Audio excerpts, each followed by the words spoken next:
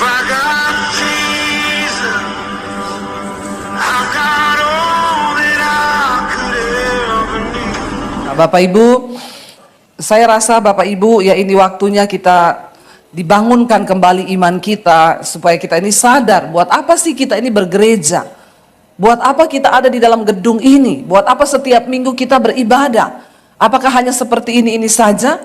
Kita datang, kita pulang lalu selesai dan tidak pernah terjadi apa-apa. Ya, tapi ya saya nonton film itu ya dan rasanya jiwa penginjilan saya kembali. Dan saya bilang, Tuhan, ya aku ingin menceritakan tentang namamu kepada siapapun saya jumpai orang. Ya, dan itulah yang harus kita kembalikan hari-hari ini, yaitu api penginjilan itu Bapak Ibu. Supaya kemanapun kita pergi, ceritakan tentang siapa Yesus. Kenapa saya selalu berkata orang Kristen harus punya pengalaman pribadi dengan Tuhan? Apakah kita mengalami kuasanya? Apakah kita mengalami kekudusannya? Atau kita cuma datang dan pergi sebagai orang Kristen yang tiap hari bikin panas kursi gereja? Dan gak pernah ada apa-apa dalam hidup kita? Ya, tidak pernah ada manifestasi Tuhan. Ya, kita ketemu orang semua biasa-biasa aja. Ini waktunya Tuhan mau pakai setiap kita. Ya, kita nggak perlu jadi pendeta dulu. Kita nggak perlu dilantik dulu. Kita nggak perlu sekolah Alkitab sampai apa dulu. Tuhan mencari orang-orang yang sederhana untuk bisa dia pakai hari-hari ini. Dan saya berdoa biar Bapak Ibu yang ada di tempat ini ya bisa pergi dan memanifestasikan kuasa Tuhan itu. Hari ini ya saya pengen ayo kita semua banyak kesaksian hari ini yang saya dengar orang-orang ya mengalami lawatan Tuhan. Ini adalah hari-hari terakhir. Kita memang tidak melihat, tapi saya mendengar dari mesbah doa saja kita itu mendapatkan banyak kesaksian orang-orang yang mengalami lawatan Tuhan dan hidup mereka diubahkan.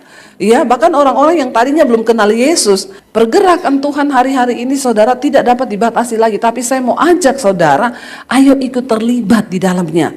Kita semua diberi kuasa yang sama. Ya, untuk kita bisa memanifestasikan. Ya, kita punya, saya selalu kalau nyanyi lagu tadi itu saya merinding Bapak Ibu. Kita punya Tuhan yang hebat. Kita punya Allah yang besar. Dia itu Tuhan yang berkuasa. Tapi sayang kalau kita sendiri tidak bisa membawa ya atau memanifestasikan kuasa Tuhan itu. Mari kita baca bersama 2 Petrus pasal yang pertama ayat yang ketiga mulai. Ya, saya pengen kita ini sama-sama bagaimana supaya kita bisa ya menjadi penuai-penuai di akhir zaman. Kenapa saya diberi visi sama Tuhan buka dan bangun sekolah Alkitab di Bandungan, Bapak Ibu? Puji Tuhan, kami kejarkan untuk bulan Juli ini sekolah itu sudah selesai dan nanti Agustus sudah mulai. Ya, banyak orang bertanya kepada saya, Bu, Ibu mau buka gereja enggak? Enggak, saya tidak dipanggil Tuhan untuk buka gereja. Tapi Tuhan sedang mempersiapkan ya pelayanan kami ini untuk mempersiapkan penuai-penuai di akhir zaman. Ada yang Tuhan taruh di hati saya, Tuhan tuh bilang begini, ya sekarang semua gereja bicara tentang tuaian, tapi gereja lupa apa yang di-warningkan oleh Yesus. Tuaian memang banyak, tapi penuainya itu sedikit. Nah Bapak Ibu mari kita baca 2 Petrus 1 ayat yang ketiga. Firman Tuhan berkata di sana begini, karena kuasa ilahinya telah menganugerahkan kepada kita segala sesuatu yang berguna untuk hidup yang saleh oleh pengenalan kita akan Dia yang telah memanggil kita oleh kuasanya yang mulia dan ajaib. Ayat ini luar biasa powerful banget.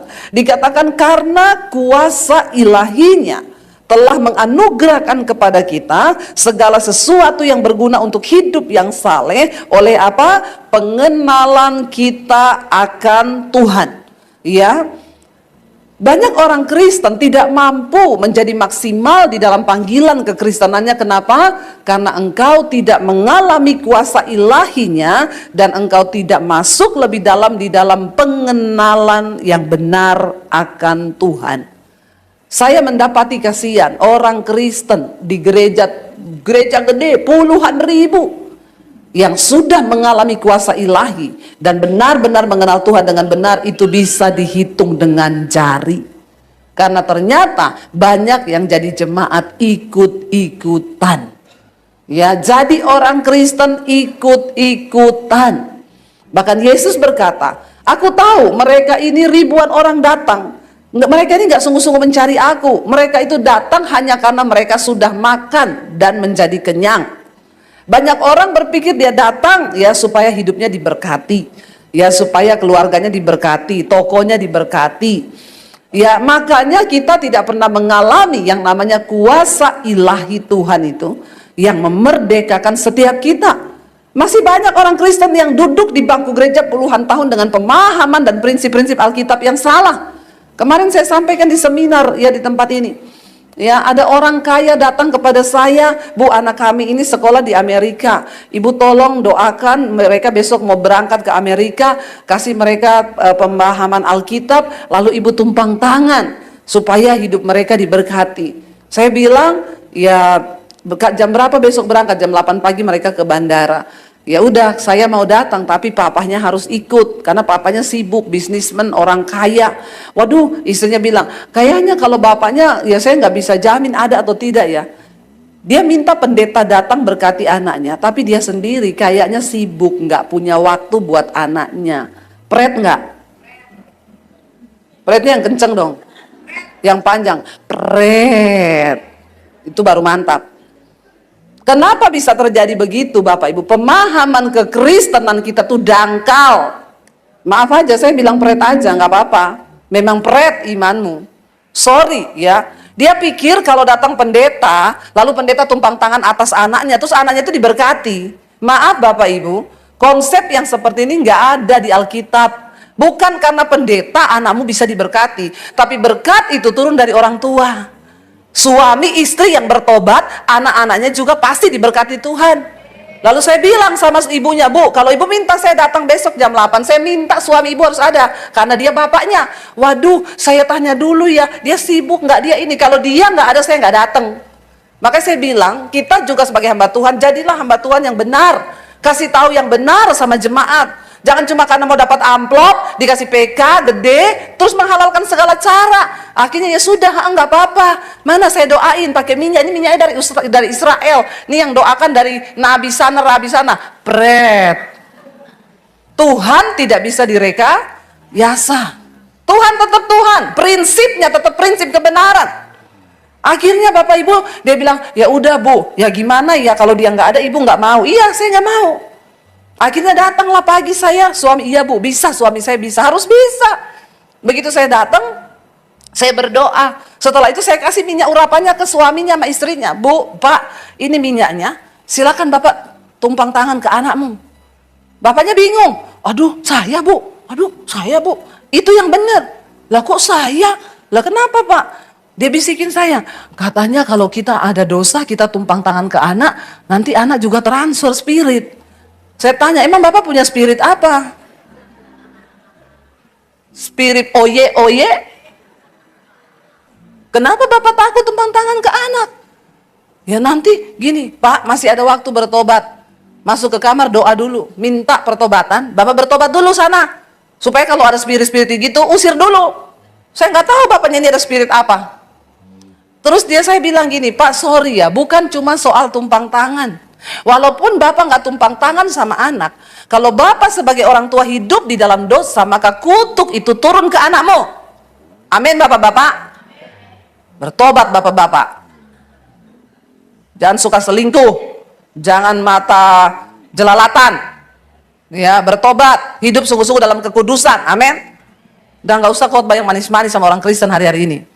Udah dikhotbahin keras aja pada nggak mau tobat. Ya, apalagi kalau cuma enak-enak. Ya, akhirnya bapaknya bilang, "Gitu ya Bu, ya memang harus Bapak berdoa dulu, minta ampun, bertobat." Ya, akhirnya ya sudahlah, dia dengan hatinya Tuhan. Saya bilang, "Kalau hari ini engkau bertobat, Tuhan mendengar Pak, Tuhan mengampuni, tapi jangan bikin dosa lagi." Akhirnya ya sudah, dia berdoa lalu dia tumpang tangan sama anaknya. Saya bilang, "Itu yang benar Pak." Ya, jadi orang Kristen itu kadang pemahamannya, pengenalannya akan Tuhan, ya saya ditelepon sama orang kaya, "Ibu, saya ini mau pindah rumah, ya tapi saya nggak ada Bu, saya kirim aja kunci, Ibu bisa pergi doakan nggak? Nanti saya minta nomor rekening ya, saya transfer PK-nya." Pret. Ya, itulah pemahaman. Dia pikir karena dia bisa bayar pendeta, mau lu bayar pendeta hebat seperti apapun, maaf ya, bukan pendeta itu yang bisa usir setan di rumahmu, Ya, oke, saya datang misalnya ya, saya doakan rumah itu ada setan nih. Ya, 40 setannya, saya doakan dalam nama Yesus, setannya pergi. Karena saya datang, waktu saya pergi, orangnya masuk, orang ini nggak bertobat. Setannya tadi 40 yang keluar, masuk 80. Iya Pak ya? Karena masing-masing setan ajak temennya. Jadi bukan soal siapa pendeta yang berdoa. Milikilah pemahaman dan pengenalan akan Tuhan itu yang benar. Supaya kita ini nggak tersesat. Di dalam gereja tersesat. Kenapa? Karena pendeta pun tidak pernah mengajari hal-hal yang benar. Saya bilang nggak bisa Pak. Ya, mau rumahmu gede seberapa, mau kamu kasih saya duit berapa banyak, berapa M, bukan soal itu. Bapak Ibu harus ada di rumah itu. Nanti yang doakan ya Bapak Ibu, olesi itu rumahmu sendiri dengan imanmu. Saya hanya berdoa. Karena yang diberkati Tuhan tuh orangnya, bukan rumahnya. Amin. Dengar baik-baik ya.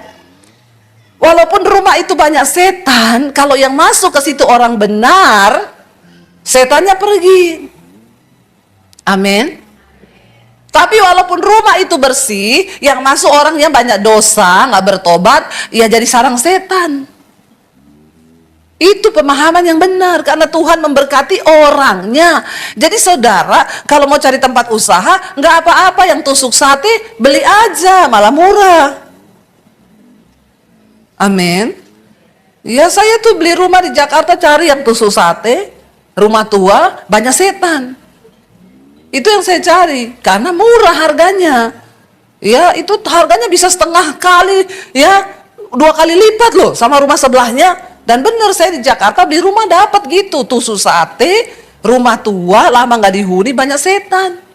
Sampai security bilang, ibu kok beli rumah itu nggak laku-laku dari dulu loh bu, ditinggalkan penghuninya itu lama loh.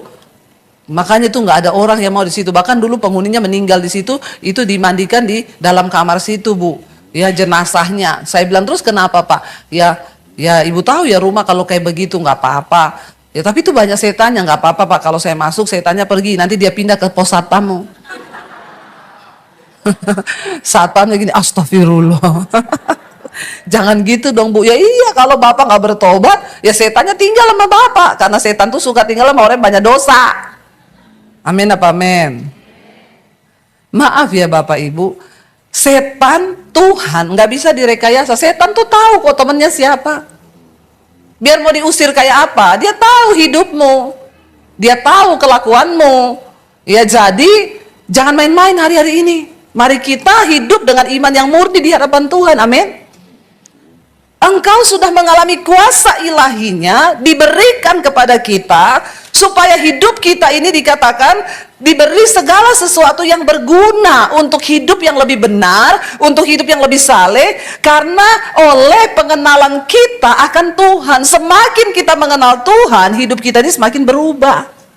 Saya bingung ada orang Kristen puluhan tahun di gereja hidup tidak berubah. Lah siapa yang kau kenal? Ya, baru dengan gampang nyanyi lagi. Yahweh Rafa Elohim Shaddai. Engkau Allah damai sejahtera. Hidupmu penuh damai enggak? Atau di rumah berantem? Allah itu Allah pemberi damai sejahtera. Jadi orang yang mengalami kuasa Tuhan harusnya hidupnya selalu dalam damai sejahtera, dengan suami, dengan istri damai. Kalau saudara, tolak ukurnya itu begini. Roma 14 ayat 17, sebab kerajaan Allah bukan soal makanan, minuman, pakaian. Mau sekaya apapun orang, kalau dia nggak punya 3 hal ini, dia sedang berada dalam kerajaan setan. Apa itu kerajaan Allah? Yang pertama adalah kebenaran, damai sejahtera, dan sukacita oleh Roh Kudus. Ini tolak ukur bagi orang Kristen, apakah hidupmu sudah berada dalam kerajaan Allah atau tidak. Kalau dalam kehidupanmu, rumah tanggamu, usahamu, pekerjaanmu ada kebenaran, ada damai sejahtera, ada sukacita, itu artinya engkau sudah berada dalam kerajaan Allah. Sekalipun engkau masih ada di dunia. Katakan, amin. Karena kerajaan setan itu sebaliknya. Ya, kalau dalam kerajaan Allah ada kebenaran, di dalam kerajaan setan ada dosa. Lalu dosa buahnya apa? Nggak mungkin damai sejahtera. Galau.com. Tiap hari galau. Ya, makanya harus healing terus. Ya, karena galau ini mau healing. Healingnya kemana? Ya, rekreasi kemana, healing. Pulang, tetap aja jadi holong. Nggak bisa healing. Healing itu ketika engkau tinggal dalam kebenaran. maka hidupmu penuh damai sejahtera. Bahkan ada sukacita. Bahkan engkau ketemu orang, engkau mentransferkan sukacita itu, amin. Jangan engkau jadi orang yang membawa roh kuda merah, pencabut damai sejahtera. Itu namanya roh kuda merah. Kalau dia datang, damai hilang. Nah, ini berarti utusannya setan ini. Bapak-bapak, engkau di rumah jangan marah-marah. Kalau engkau datang, terus istrimu tegang, anakmu tegang, engkau itu utusan setan, amin. Nggak usah pakai yang bahasa manis-manis saja, langsung aja. Karena ini orang Makassar toh, so biasa toh deh yang kasar-kasar toh. Jadi baku bage Joy. Iya, jadi itu aja ya. Mari kita hidupi kebenaran. Dikatakan di sini engkau sudah menerima kuasa ilahinya, lalu engkau masuk dalam pengenalan yang benar akan Dia yang telah memanggil kita oleh kuasanya yang mulia dan ajaib. Tadi saya sebenarnya siapin khotbah yang lain, tapi waktu Bapak Gembala angkat lagu ini, ayatnya langsung pindah ke sini. Ya, berarti Tuhan sedang mau berbicara sesuatu bagi jemaat di sini. Ya, ayo jangan nyaman cuma jadi Kristen biasa. Kita bekerja bagi kepentingan Tuhan hari-hari ini. Kita berjalan. Waktu engkau berjalan dengan kepentingan Tuhan, kau lihat Bapak Ibu, engkau nggak usah mikirin apa-apa. Tuhan turut bekerja atas hidupmu. Asal engkau hidup kudus. Karena di mana ada kebenaran, di situ ada damai sejahtera, maka pasti akan ada sukacita yang melimpah. Saya kemarin di Semarang ketemu dengan orang kaya-kaya. Mereka datang saudara. Ini orang-orang yang gila kerja, punya toko. Tiap hari yang mereka pikirin tuh kerja. Saya bilang sama Bapak itu, Pak, Bapak tiap hari cari uang. Saya rasa Bapak uangnya juga sudah cukup ya. Cukup Bu. Terus, iya itu. Saya bilang hati-hati loh Pak. Pengkhotbah itu berkata, Tuhan bilang, orang yang mencintai kekayaan, mencintai uang, Tuhan akan membuat dia sibuk dengan pekerjaannya. Sehingga dia lupa akan hari kematiannya. Ngeri loh. Kalau orang itu hidup tapi nggak ingat mati, hati-hati Bapak Ibu. Saya mau tanya, kalau kita ini divonis dokter besok mati, hari ini Bapak Ibu mau ngapain? Coba. Langsung berbuat baik. Berbuat baik, ngapa besok mati? Kenapa Tuhan nggak kasih tahu tanggal matinya kita? Kenapa? Ya, saya yakin kalau Tuhan kasih tahu tanggal mati kita, misalnya ya, kamu nanti mati umur 50 lebih 3 hari. Pas umur 50-nya, kan tinggal 3 hari lagi. Toh? Berubah langsung. Ya, ke gereja pakai baju putih ditanya, mau kemana? Shalom.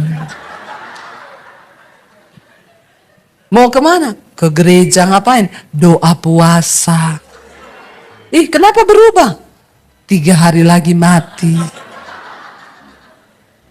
Dia puasin hidup dalam dosa sampai 50 tahun itu. Tinggal 3 hari disisain untuk bertobat. Itulah manusia.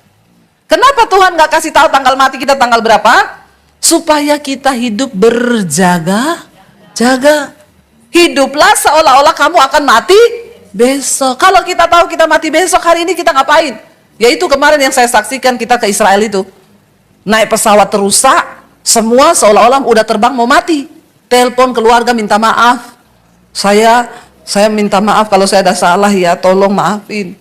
Ya, semua orang mau beresin hidup di hadapan Tuhan. Tuhan, anak saya aja saya tanya, Dek, perasaanmu gimana waktu mau terbang pakai pesawat itu? Ya aku udah minta ampun sama Tuhan, Mam, semuanya. Udah serahkan hidupku, udah siap mati, udah. Orang itu kalau sudah mau mati, pasti begitu. Makanya kalau ada ibu-ibu datang sama saya, Bu Debi, saya divonis dokter, umur saya tinggal 6 bulan, saya kena kanker. Saya bilang, puji Tuhan masih lama Bu. Loh 6 bulan lama? Nggak lama Bapak Ibu. Saya bilang, kenapa saya bilang lama Bu? Ada orang nggak divonis Bu, besok mati. Ada nggak divonis, sehat, malah mati. Amin. Makanya ibu bersyukur masih divonis 6 bulan. Waktunya lama mempersiapkan diri. Ada nggak divonis? Ya tiba-tiba mati. Loh teman saya suaminya di kamar di atas main HP, istrinya, Bapak aku tak siapin makanan di bawah ya, nanti kalau udah masak aku naik. Iya main HP, istrinya naik 30 menit. Suami udah meninggal di tempat tidur, lagi pegang HP. Kalau sudah bertobat puji Tuhan. Tapi ada satu orang ibu, suaminya juga meninggal. Saya belum ketemu dia lama Bapak Ibu. Akhirnya saya ketemu dia di Jakarta. Saya ngomong, Bu, Sorry ya Bu, saya belum sempat ketemu ibu. Bapak meninggal mendadak ya Bu. Iya, jantung. Saya turut berduka cita ya Bu. Dia bilang, sini Bu, nggak usah berduka cita. Ih, kenapa tidak usah berduka cita? Suaminya mati kok. Nggak usah, memang dia pantas mati. Ih, kenapa ibu ngomong begitu? Ibu tahu nggak ibu? Waktu dia mati Bu, saya cek HP-nya Bu. Dia selingkuh sama janda Bu. Astagfirullah, subhanallah. Bapak-bapak ya, bertobat sekarang. Karena kalau kau mati, HP-mu dicek.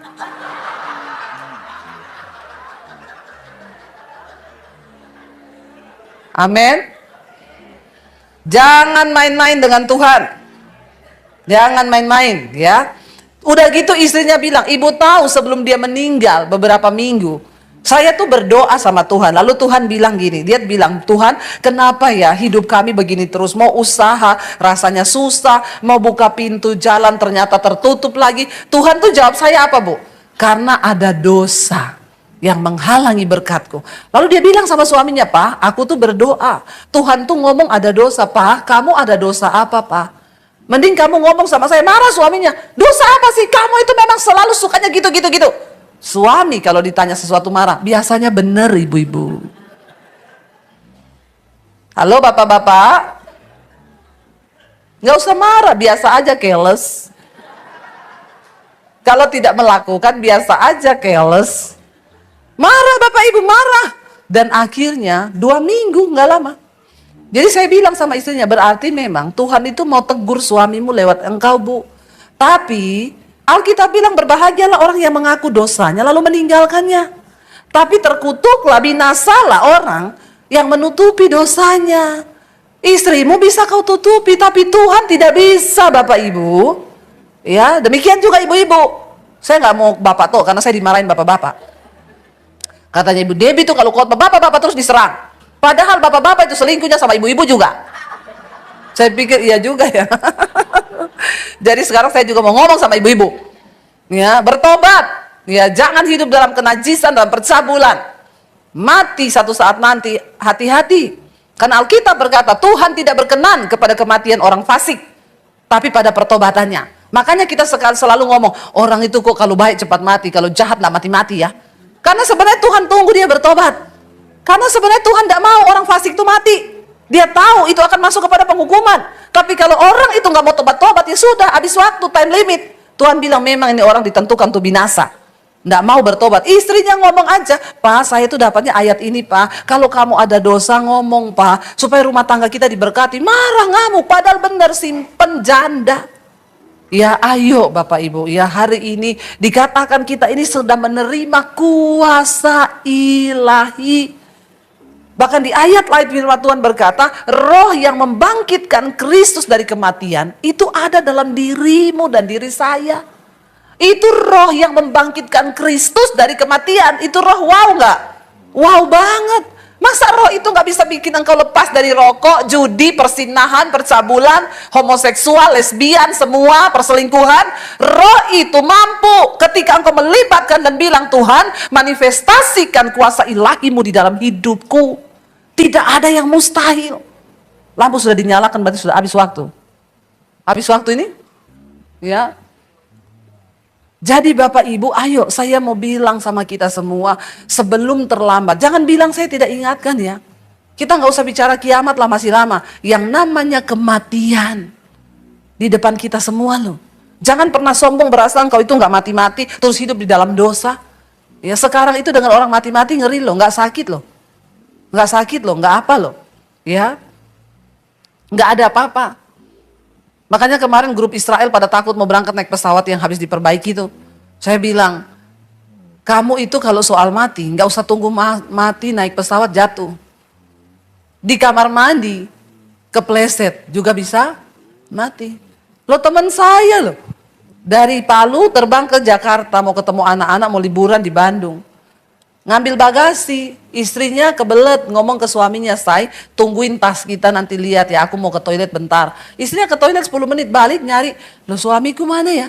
Lihat orang udah ngumpul-ngumpul di situ, lari dia ke sana, suaminya udah jatuh di bandara, meninggal di situ. Cuma ditinggal 10 menit ke toilet lagi nunggu bagasi. Tidak divonis dokter mati, enggak. sehat. Bapak Ibu ingat, kalau engkau masih diberi kesempatan hidup hari ini, minta kuasa ilahinya bekerja di dalam hidupmu. Supaya apa?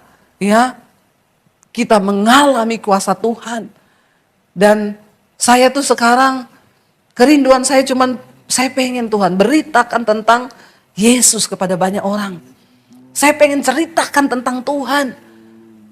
Karena ladang itu menguning kemarin di Semarang, saya kasih tahu tentang firman Tuhan. Ya, pengusaha-pengusaha itu manggut-manggut dan ngomong, iya ya Bu, betul ya Bu. Iya Bapak, kalau mati sekarang buat apa itu? Lalu kerja cari uang siang malam, tipu orang, uangnya dibawa lari 4M. Ya, dia tanya, kenapa ya Bu? Kurang menabur.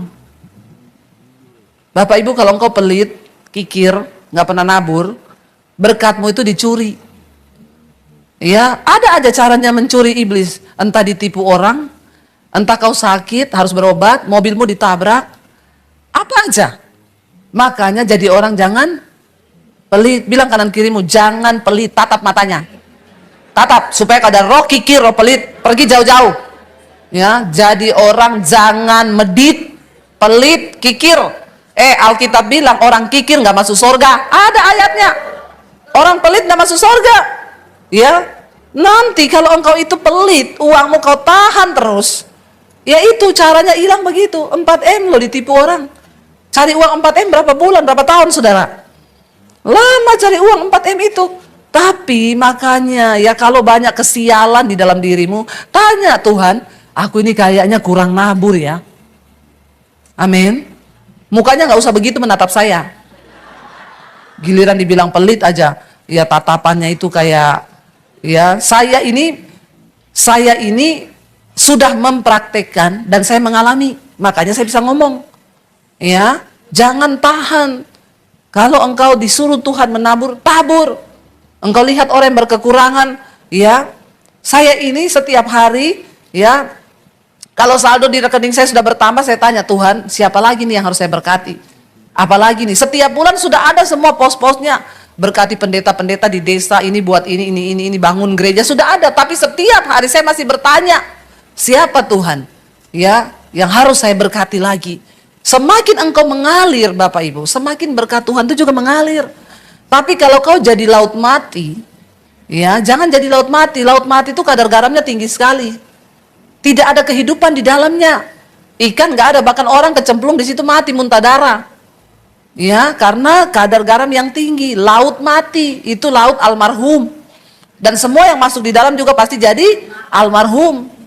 Kalau engkau hidupmu itu tidak mengalir, ya jangan bilang gini, kan saya nggak kaya Bu. Menabur nggak usah tunggu kaya.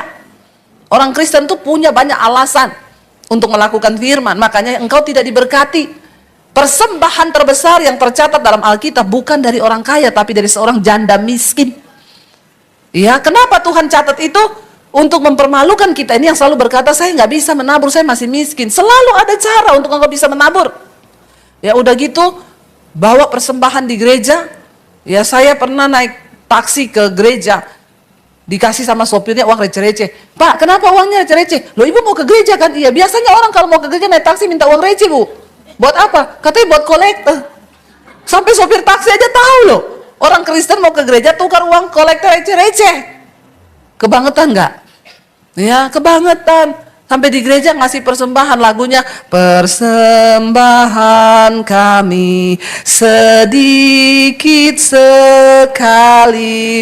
Udah sedikit dia ngomong lagi, kiranya Tuhan terimalah dengan senang hati. Kurang ajar nggak? Kadang-kadang bikin, aduh saudara ya, kita aja nggak mau sama Tuhan sedikit sekali, kiranya Tuhan terima dengan senang hati. Tiba-tiba terdengar suara dari sorga, malaikat bernyanyi, berkat yang ku beri sedikit sekali, kiranya engkau terimalah dengan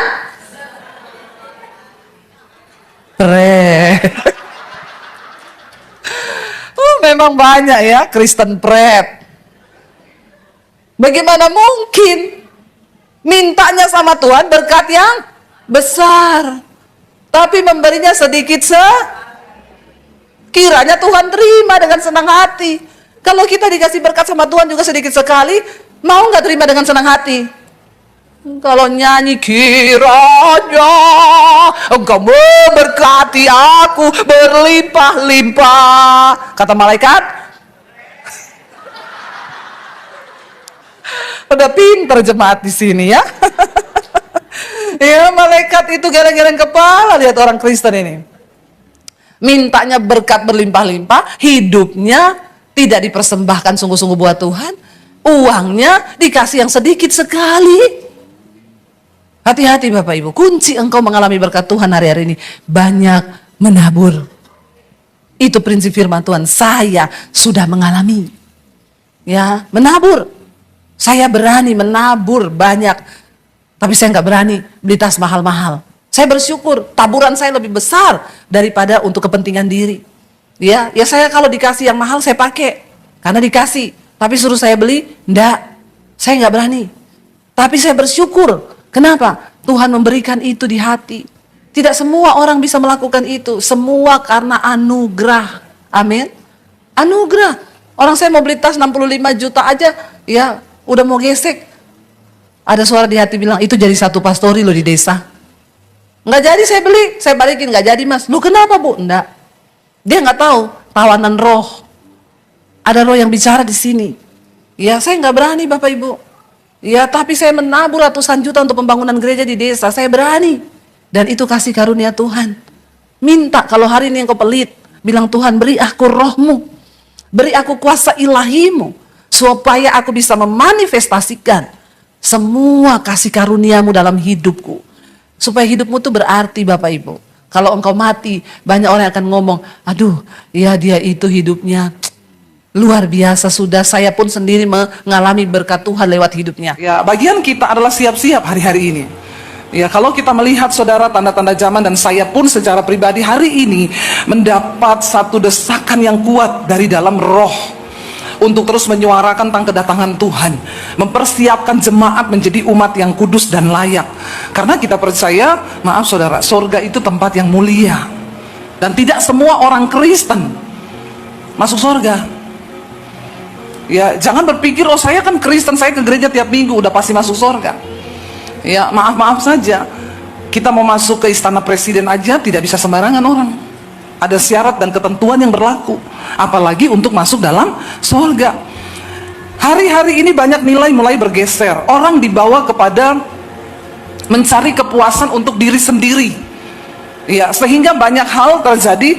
Salah satu contoh, kemarin saya baca berita saudara, anak-anak muda zaman sekarang, terutama di kalangan Gen Z, mereka tuh bekerja tapi nggak punya tabungan. Nggak usah angkat tangan. Ya, mereka ada gaji tapi mereka nggak punya tabungan. Kenapa? Karena di kalangan Gen Z itu beredar satu prinsip yang ya self reward. Dia harus memberi penghargaan buat dirinya sendiri. Jadi dia kerja dari Senin sampai Jumat. Nanti dia gajian Sabtu, itu dia pakai untuk hura-hura, habisin uangnya. Kenapa? Ya gua layak bahagia. Ya gua pantas untuk menikmati apa yang udah gua capai. Dan ini nilai yang gak sesuai firman loh. Saya kemarin ngobrol dengan anak saya di mobil. Anak saya bilang, ya anak saya Gen Z saudara. Dia bilang, iya mam. Dan sering kali nilai-nilai itu masuk, dan kita berpikir itu benar. Itu benar. Ternyata itu tidak sesuai firman Tuhan. Dengan terbukanya media sosial sekarang, begitu banyak nilai yang diberikan, kita harus punya filter firman Tuhan saudara. Yang lagi tren juga sekarang ya, silver divorce atau grey divorce. Perceraian yang terjadi di kalangan, kenapa dibilang grey? Karena udah rambutnya agak-agak kayak saya begini nih ya, ada grey-greynya. Ya, tapi ini asli greynya dari Tuhan ya. Di kalangan 50 tahun ke atas tuh perceraian banyak terjadi. Dan ternyata grey divorce itu bersumber dari keinginan untuk kebahagiaan pribadi saudara. Mereka tuh berpikir gini, ya gua bertahan dalam pernikahan yang gak sehat, ngapain? Gua layak bahagia. Ya, aku ini layak bahagia, ngapain aku bertahan dengan pernikahan yang racun? Ya, dan banyak orang akhirnya berpikir, iya loh, itu bener loh. Ngapain gue buang sisa hidup gue itu untuk sebuah hubungan yang toksik yang akan membawa gue gak bahagia? Ya gue pilih cerai aja dan gue bisa nikmati hidup. Dan ini terjadi, saudara. Banyak sekali orang bercerai di atas 50 tahun. Karena merasa, ya memang aku nggak bahagia, buat apa bertahan. Tapi apakah nilai itu sesuai dengan firman Tuhan? Kan pernikahan itu Yesus bilang 1 tambah 1 sama dengan 2. Sesat juga kau. 1 tambah 1 sama dengan 1. Makanya saya selalu bilang pernikahan itu adalah bunuh. Menikah itu bunuh. Yang sudah menikah setuju nikah itu bunuh diri? Kalau kau nggak setuju berarti sesat juga kau. Nikah itu bunuh diri. Kenapa bisa jadi 1? 1 tambah 1, 1. Kan setengah saya mati, setengah suami saya mati. Kita bunuh setengah-setengahnya, baru kita bisa jadi 1. Yang dibunuh apa? Egonya, keinginan dirinya, pengen dihormati, pengen digini. Saya tuh terima konseling bapak-bapak, saya tuh nggak bisa mengasihi istri saya. Istri saya tuh nggak hormat sama saya. Saya bilang, ya model bapak begini nggak mungkin istri hormat. Saya juga kalau dapat suami kayak bapak, ya udah nggak dikasih sianida udah bagus, Pak. Kadang-kadang loh, makanya Alkitab bilang, istri tunduklah kepada suamimu seperti kepada Tuhan. Istri-istri yang baca ayat ini protes semua. Hello ibu-ibu, kita disuruh tunduk sama suami seperti sama Tuhan, setuju nggak? Jujur, nggak usah pura-pura rohani. Mau nggak ibu-ibu suruh tunduk kepada suami seperti kepada Tuhan? Ini mukanya ibu-ibu langsung berubah semua. Kira-kira itu, tapi Alkitab yang bilang loh. Ibu-ibu mau suruh tunduk sama suami sama seperti kepada Tuhan? Ada ibu-ibu yang gini. Ibu gedek-gedek, Bu. Ya. Antara iya sama tidak. Ya jangan berhenti di situ, masih koma. Itu ayat masih koma. Lanjutannya apa? Sebaliknya hai suami, ya, kamu harus hidup seperti Kristus hidup. Ah, ini baru amin ini.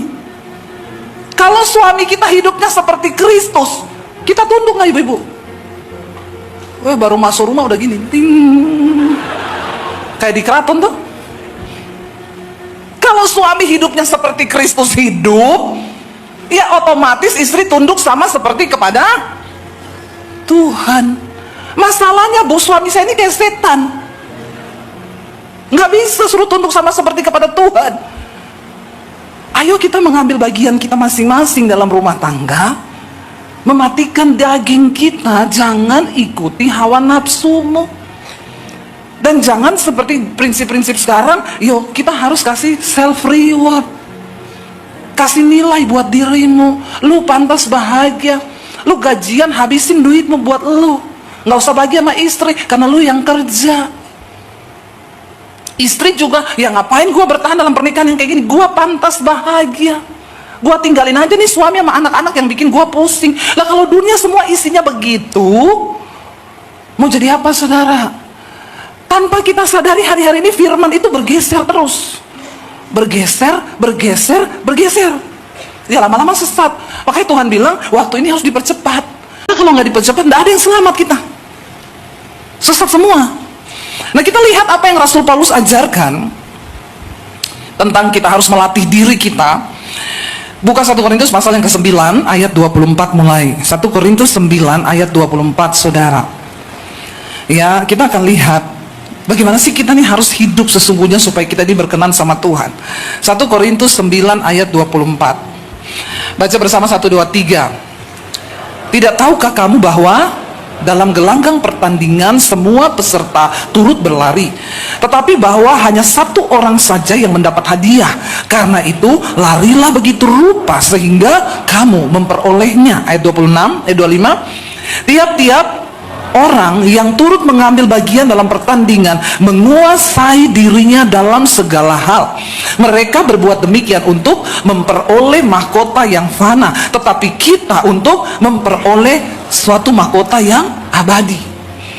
Sebab itu aku tidak berlari tanpa tujuan, dan aku bukan petinju yang sembarangan saja memukul, tetapi aku melatih tubuhku dan menguasainya seluruhnya, supaya sesudah aku memberitakan Injil kepada orang lain, jangan aku sendiri ditolak. Rasul Paulus memberikan sebuah gambaran tentang kehidupan beriman kekristenan yang sesungguhnya. Saudara dan saya, engkau mau atau tidak, engkau siap atau tidak, engkau setuju atau tidak, kita semua berada di dalam gelanggang pertandingan. Saudara mau atau tidak, kita nih harus berlari loh. Rasul Paulus memberikan sebuah gambaran, orang dunia saja kalau ikut lomba lari, ya, itu butuh persiapan, butuh disiplin yang sangat matang. Mereka menguasai diri dalam segala hal. Mereka berbuat demikian untuk dapat hadiah, mahkota yang fana. Saya mau tanya sama saudara, tiba-tiba saya daftar untuk ikut lari minggu depan, lari maraton. Bisa nggak saya mendaftar ikut lari maraton minggu depan? Menurut saudara bisa? Bisa. Tapi saya menang. Saya kira-kira menang atau tidak? Anda meragukan Tuhan ya? Ya, bisa bu, ada mujizat? Nggak juga, nggak bisa. Saya nggak akan mungkin menang, karena untuk ikut lomba lari itu dibutuhkan persiapan yang matang. Persiapannya bukan 1-2 minggu, bukan 1-2 bulan, berbulan-bulan, bahkan bertahun-tahun. Untuk memiliki ketahanan tubuh, untuk punya cara lari yang benar, untuk banyak hal yang harus dilatih. Bukan cuma itu, di dalam kita mengikuti perlombaan, Rasul Paulus bilang mereka menguasai diri dalam segala hal. Yang namanya latihan keras itu harus. Kita nih nggak usah jauh-jauh ngomongin gitu ikut lomba. Saudara tahu nggak rahasia untuk bisa punya badan langsing itu sebenarnya tahu toh? Tahu kan, yang khususnya yang badan-badannya agak nyemek, ya, jangan bilang gendut, ya, orang Jawa bilang nyemek lah ya. Kita tahu sebenarnya tips untuk badan kita nih langsing toh, terutama bapak-bapak yang perutnya agak maju ke depan. Nggak apa-apa, ya, kita harus mulai belajar melatih diri memang sih. Saya kadang kalau lihat bapak-bapak perutnya maju ke depan tuh, saya ingat saya hamil dulu tuh loh. Maaf ya bapak-bapak ya, maaf. Saya sekalian membuli Anda supaya terbuli.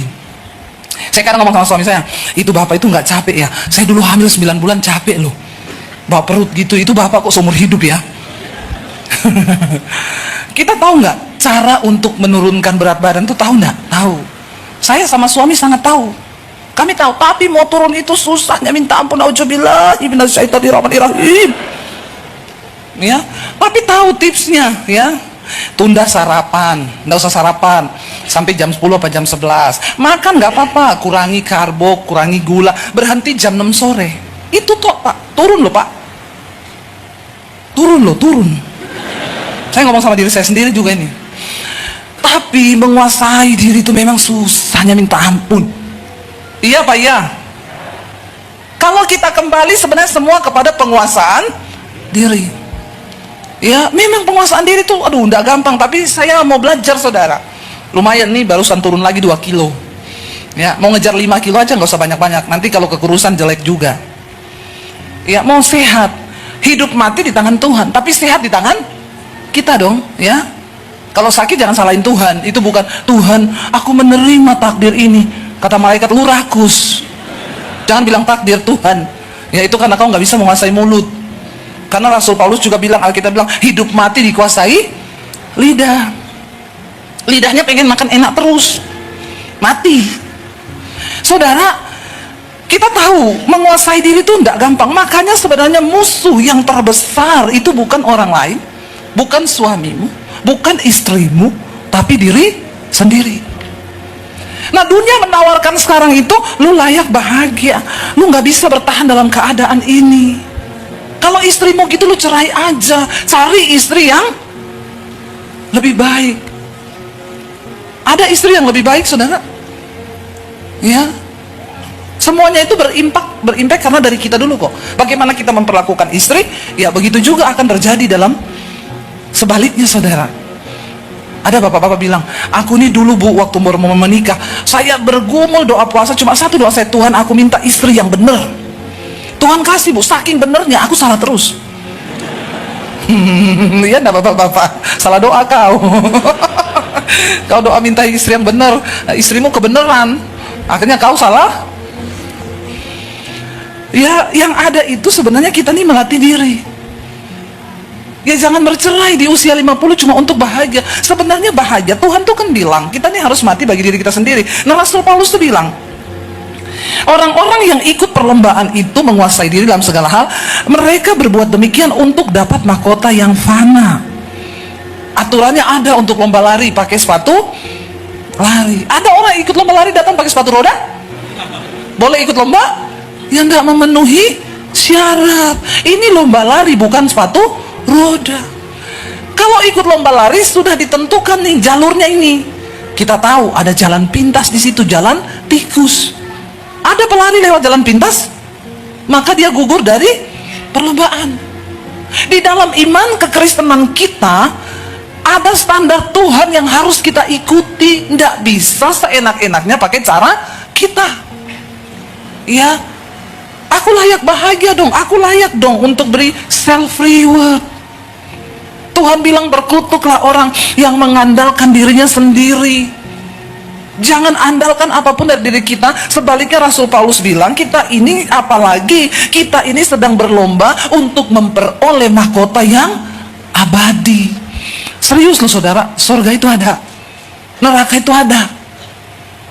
Saya tuh bilang sama anak-anak saya begini, saya tuh kalau mau tidur malam suka membayangkan gini, kalau hari ini terjadi rapture ya, pengangkatan ya, terus ada salah satu yang tertinggal dari anggota keluarga kita. Kan kita juga nggak tahu orang hidup ya.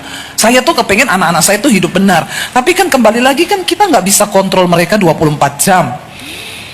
Iya kan? Kehidupan iman kita tuh kan pribadi-pribadi dengan Tuhan ya. Saya bilang sama anak saya gini, Dek. Ya, kalau kamu nggak hidup sungguh-sungguh sama Tuhan, nggak jaga kekudusan dalam pikiran, perkataan, dalam perbuatanmu, nanti kalau rapture, misalnya kamu tiba-tiba bangun pagi nyari, loh papi mami mana ya, kok nggak ada ya, terus kamu tertinggal di dunia ini, ya, di situ nanti sudah tidak ada keselamatan, saudara. Ada keselamatan kecuali dibayar dengan darah sendiri, kasih karunia dan tidak ada. Kamu bisa selamat kecuali kau bayar dengan darahmu sendiri. Kau dibunuh suruh nyangkal Yesus, dan kau tetap bertahan untuk Yesus, lalu kepalamu disembelih, kau bisa terdapat keselamatan. Kau bayar dengan darahmu sendiri, itu kata firman Tuhan. Makanya Tuhan Yesus tuh bilang begini, kalau aku datang kembali kedua kali di dunia ini, ada iman aku dapati. Karena dia datang itu setelah orang-orang, anak-anak Tuhan sudah diangkat, sudah repot. Saya bilang gini ya, makanya Tuhan juga ngomong ya, nggak mungkin ada iman lagi di situ. Sekarang aja nih kita nih belum disuruh penggal kepala loh ikut Yesus. Kita ini sekarang hanya dituntut berjuang melawan diri sendiri, hawa nafsu diri sendiri aja kita kadang kalah loh. Iya nggak saudara? Apalagi nanti kalau sudah di depan itu pedang, kamu percaya Yesus atau mati. Terus saya ragu akan ada orang yang tetap percaya Tuhan tuh, bahaya saudara. Rasul Paulus tuh bilang begini, ya, karena itu aku nih melatih tubuhku dan menguasainya seluruhnya, supaya sesudah aku memberitakan Injil kepada orang lain, jangan aku ditolak. Saya tuh kadang merenung begini, Rasul Paulus ini orangnya itu sungguh-sungguh menyerahkan hidup bagi Tuhan Yesus. Dia menginjil itu, ya kalau saudara pernah perjalanan ke Turki, kita mengunjungi itu Efesus, kota-kota di sana, itu semua rata-rata tuh perjalanannya Rasul Paulus. Dia buka gereja, buka pelayanan, dan dia bilang, setiap hari aku berada di dalam bahaya maut karena nama Yesus, mau dibunuh, dipenjara, karam kapal, dianiaya. Itu masih ngomong, aku berusaha melatih tubuhku ini menguasai supaya jangan aku ditolak setelah aku memberitakan Injil. Wow, saya itu terkesima dan takut loh saudara. Sementara orang Kristen sekarang nggak pernah menyangkal diri, nggak pernah pikul salib, dosa bersinah, dugem, berantem, kepahitan, dan bilang mati masuk surga. Hello, di mana ada orang segila ini? Betapa tersesatnya. Ya, kita harus berusaha mematikan diri sendiri untuk mendapatkan perkenanan Tuhan. Nggak bisa kita hidup seenak-enaknya kita dan bilang mati masuk surga. Jangan tersesat dengan ajaran-ajaran hari-hari ini yang menyesatkan. Oh nggak apa-apa, kan Tuhan Yesus sudah mati bagi dosaku, masa lalu, masa sekarang, masa yang akan datang. Itu yang menyebabkan orang Kristen ini hidup tidak menghormati Tuhan. Sehingga engkau ke gereja pun hanya sekedar, ya udahlah, gua kan Kristen, harus ke gereja. Apalagi di Jakarta, malam mabok dugem. Minggu ke gereja, bikin status keseimbangan hidup. Ya Allah, subhanallah. Ada orang Kristen, untung saya bukan Tuhan. Kalau saya Tuhan, udah saya pitas orang model begini nih. Ada orang-orang yang tidak menghormati Tuhan, yang hidup seenak jidatnya, dia berzina, dia homo, dia lesbi, dia selingkuh, dan dia bilang mati masuk surga. Please saudara ya, jangan sesat. Alkitab bilang, jangan cuma comot-comot ayat, dan kita nggak tahu. Saya hari-hari ini menyampaikan khotbah, Tuhan ingetin terus, jangan pernah lupa, titip ngomong, persiapkan umat untuk menyambut kedatanganku kali yang kedua, dan ingetin jemaat, tanpa kekudusan engkau tidak mungkin melihat Tuhan. Matikan dirimu saudara. Ayo hari-hari ini tidak usah tuntut suami harus begini, tidak usah tuntut harus begini. Kalaupun dia yang salah, Tuhan ampuni aku, Tuhan ampuni aku. Gitu aja. Tuhan ampuni aku, Tuhan. Banyak duduk di kaki Tuhan, banyak merendahkan diri di kaki Tuhan. Tuhan ampuni aku, Tuhan. Itu cara untuk engkau bisa mematikan diri saudara. Karena bahaya kalau kita mengikuti diri sendiri. Kita ini menjadi orang yang terus menuntut Tuhan. Aku ini kurang dihargai, aku ini kurang gini, kurang bahagia, kurang duit, kurang terus. Sehingga kita lupa untuk bersyukur. Apa yang sudah kita nikmati, yang sudah kita alami bersama Tuhan, seringkali kita lupa bersyukur. Kenapa? Karena kita punya tuntutan terus sama Tuhan mengenai diri kita ini. Kurang dihargai, kurang duit, kurang cantik, kurang ini, orang ibu-ibu tuh yang operasi plastik terus itu karena merasa diri kurang. Hidung udah bagus-bagus. Saya selalu bilang, kalau hidungmu satu, lubangnya dua menghadap ke bawah, itu sudah normal, Bu. Nggak usah lagi kau tambah-tambahi. Nanti kalau kena syaraf, bahaya. Ada ibu-ibu, hidungnya mancung, tapi karena kena syaraf, kalau ngomong, gimana kabar Bu Debbie? Ibu kenapa begini? Iya, kemarin disuntik kena syaraf, Bu. Nggak usah aneh-aneh. Orang-orang begitu karena nggak puas dengan diri, mengikuti tuntunan diri. Padahal Alkitab berkata apa? Jangan engkau merawat tubuhmu untuk memuaskan semua keinginannya.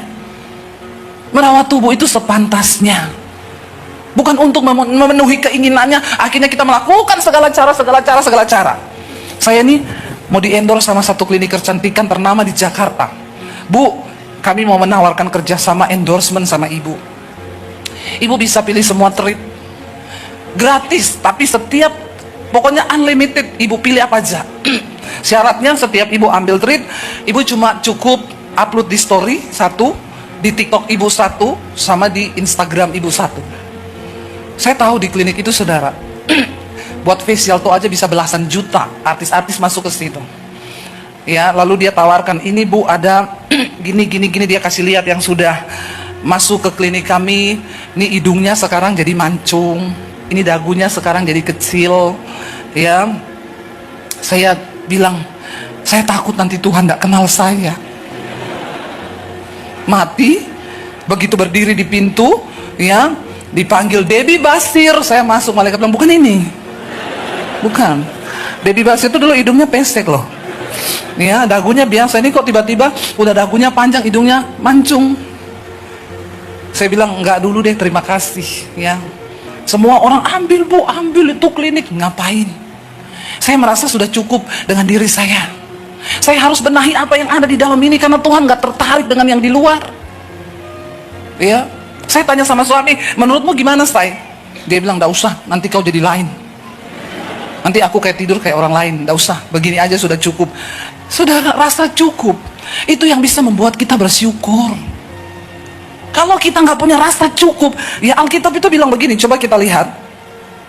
Ya, di dalam Ibrani pasal yang kedua, Ibrani pasal yang ke-13 ayat yang ke-5 saudara. Memang ini ayat bicara tentang hamba uang. Tetapi ayat yang selanjutnya itu luar biasa ya. Ibrani 13 ayat 5. Di sana firman Tuhan berkata begini, baca sama-sama. Janganlah kamu menjadi hamba uang.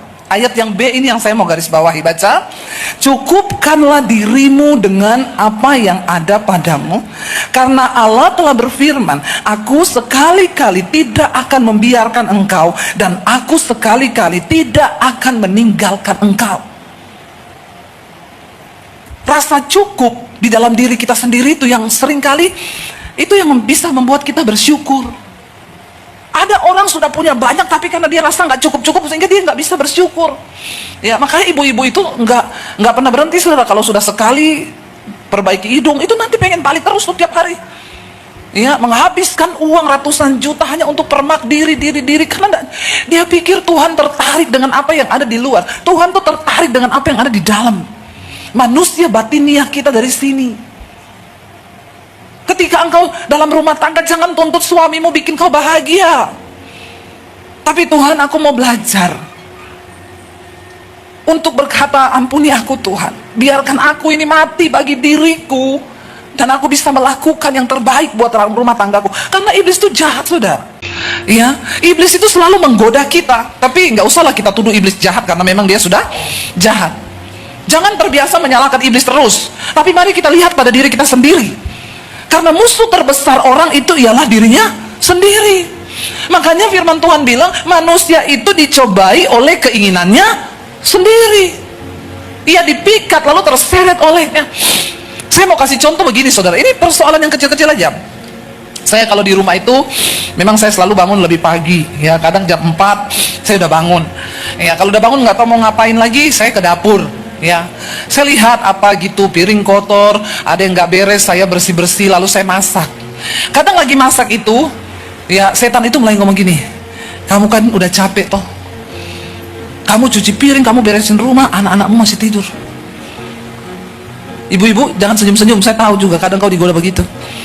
Ya, masa kamu begini, kamu tuh layak bahagia loh, layak dihargai loh sebagai seorang istri. Cuma dituntut terus. Kalau saya ikutin diri saya, saudara, saya pergi ke kamar anak saya tendang pintu mereka. Dasar anak-anak kurang ajar, prak kan begitu. Tapi hari-hari ini saya mau belajar. Saya bilang, Tuhan, terima kasih Engkau beri aku kesehatan, kekuatan, biar hidupku ini menjadi berarti bagi keluargaku. Iblis, kau tidak usah pengaruhi, bikin aku panas-panas. Lebih baik aku bekerja sambil memuji Tuhan. Saya memilih, saya nyanyi. Kadang-kadang kalau saya nyanyi sendiri itu peperangan rohani itu. Ya, tiba-tiba aku ada hari ini karena Tuhan baik dan teramat baik bagiku. Kadang air mata saya menetes. Saya sedang berusaha mengalahkan diriku ini loh. Yang lagi bicara menuntut kamu itu bisa lebih bahagia, kamu itu bisa begini, kamu harusnya dihargai, kamu harusnya dihormati, kamu harusnya begini. Saya bilang stop, ya stop. Ini yang Rasul Paulus bilang, aku melatih tubuhku. Ya, ada bapak-bapak bilang, Bu, istri saya tuh kurang ajar, nggak pernah menghargai saya. Saya beliin dia mobil, saya gini, Pak, Bapak pernah nggak berdoa di kamar dan berkata, Tuhan, ampuni aku memberkati istriku. Coba Bapak lakukan itu. Bapak pernah melakukan seperti itu? Ya jujur belum pernah itu, Pak, itu yang kau belum lakukan. Engkau sedang berperang melawan dirimu sendiri, bukan istrimu. Kalau engkau berubah, engkau melakukan itu, kau duduk di kaki Tuhan, dan saya yakin Pak, istrimu pasti berubah.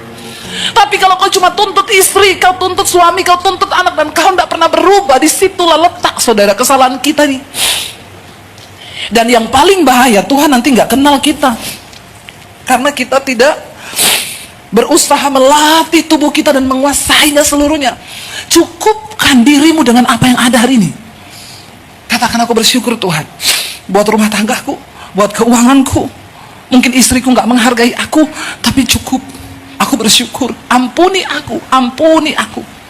Coba belajar, saudara. Aku mengucap syukur buat keluargaku, buat orang tuaku. Ampuni aku, Tuhan, ampuni. Kita merendahkan diri di kaki Tuhan. Dan Tuhan bilang, orang yang merendahkan diri itu akan ditinggikan oleh Tuhan. Ayo saudara, kita jadi umat yang layak, yuk.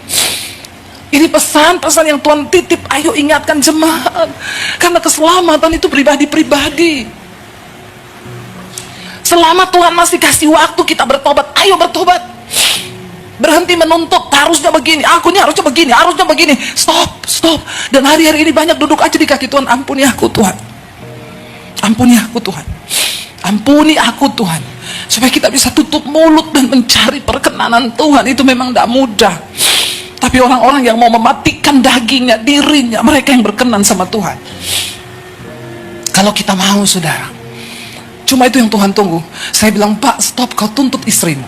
Kau pulang, kau duduk di kaki Tuhan dan bilang, ampuni aku Tuhan. aku melepaskan berkat bagi istriku. Karena kalau kau tuntut istrimu, belum tentu kau lebih sempurna atau kau lebih berkenan sama Tuhan. Karena Tuhan itu melihat hati. Amin saudara. Saya percaya saudara, ayo kita mengejar. Waktu ini tidak lama. Ya kita nggak tahu. Ya makanya orang bilang, Bu, katanya tanggal 25 September ini rapture. Saya bilang itu sesat. Tapi bisa jadi nanti malam loh. Bisa jadi minggu depan, tahun depan, gak ada yang tahu. Tuhan bilang kalau sampai hari ini Tuhan belum datang, itu adalah sebuah kasih setia Tuhan, karena Dia tidak ingin banyak orang yang binasa, tapi Dia tunggu kita bertobat. Ayo kita bertobat saudara. If I got